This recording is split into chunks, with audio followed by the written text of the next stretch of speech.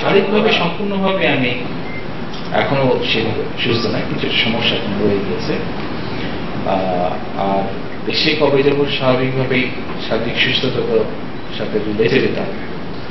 আর সবচেয়ে বড় কথা হচ্ছে চিকিৎসার জন্য বিদেশে আসবো এটা আমি জানতাম না। এটা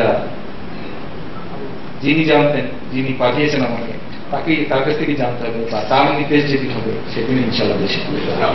আমার নিজের উপর দিয়ে, আমার পরিবারের উপর দিয়ে গত 5 বছর 6 বছরে যে শারীরিক এবং মানসিক নির্যাতন গিয়েছে, দেশের স্বার্থে, দেশের মানুষের স্বার্থে আমি বা আমার পরিবার যদি সেগুলো বুকের মধ্যে, বুকের গভীরে চেপে রাখতে পারি, তাহলে আমি বিশ্বাস করি আমার নেতা এবং কর্মীদেরও সেই শক্তি আছে। দেশের সাথে, দেশের মানুষের সাথে, দেশকে এগিয়ে নিয়ে সাথে অতীতকে ভুলে সামনে এগিয়ে নিয়ে যাওয়ার জন্য দেশকে সেই শক্তি তাদেরও আছে। তারাও সেই কষ্ট, সেই ব্যথা বুকের গভীরে নিশ্চয়ই। গত 40-42 বছরে যা ইতিহাসে দেখা যায়নি বাংলাদেশের আইন শৃঙ্খলা ইতিহাসে, যে আইন শৃঙ্খলা রক্ষা বাহিনী সরাসরি, আপনারাও টিভিতে দেখছেন যে সরাসরি গুলি করে মানুষ মারছে।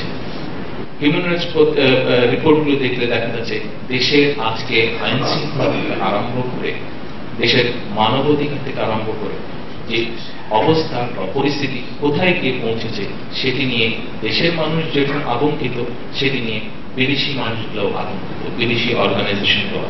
আজকে বাংলাদেশের পত্রপত্রিকা এসেছে, বাংলাদেশের সাধারণ মানুষজনকে যদি জিজ্ঞেস করা হয় তাদের বিচার ব্যবস্থা নিয়েও বাংলাদেশের মানুষ আজকে আতঙ্কিত, চিন্তিত। কারণ বিচার ব্যবস্থাকেও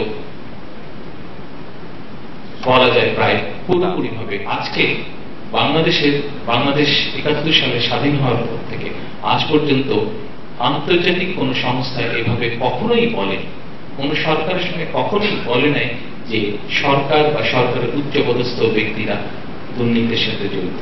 এই বর্তমান সরকারের সময় ওয়ার্ল্ড ব্যাংক প্রমাণ দিয়ে বলেছে যে তারা সরকারের উচ্চ পর্যায় থেকে আরম্ভ করে এই পদ্ধতি যে সরকার বাংলাদেশে বর্তমান যে সরকার আছে, যে স্বৈরাচারী সরকার আছে, এরাও তো প্রথম থেকে বিচার করে যাচ্ছে। বিচার হয়তো তারা সত্য হোক মিথ্যা হোক, বিচার হয়তো যেটাই হোক তারা এসব করেছে বা করছে। কিন্তু সাধারণ মানুষ হিসাবে আমরা যদি, আপনারা নিজেদেরকে প্রশ্ন করুন যে তারা তাদের সেই সব তথাকথিত বিচার করেছে, কিন্তু দেশ কি পেয়েছে গত 4-4.5 বছর? দেশের মানুষ কি পেয়েছে? খুব কি দেশের মানুষ উপকৃত হয়েছে? দেশটাকে সঠিকভাবে সামনে এগিয়ে নিয়ে যাবার জন্য, দেশকে সঠিকভাবে গড়ে তোলার জন্য আমাদেরকে সিদ্ধান্ত নিতে হবে যে আমরা কি করব, যুদ্ধ করব নাকি আমরা দেশকে গড়ে তুলব, পরিশ্রম করব, কাজ করব, সঠিক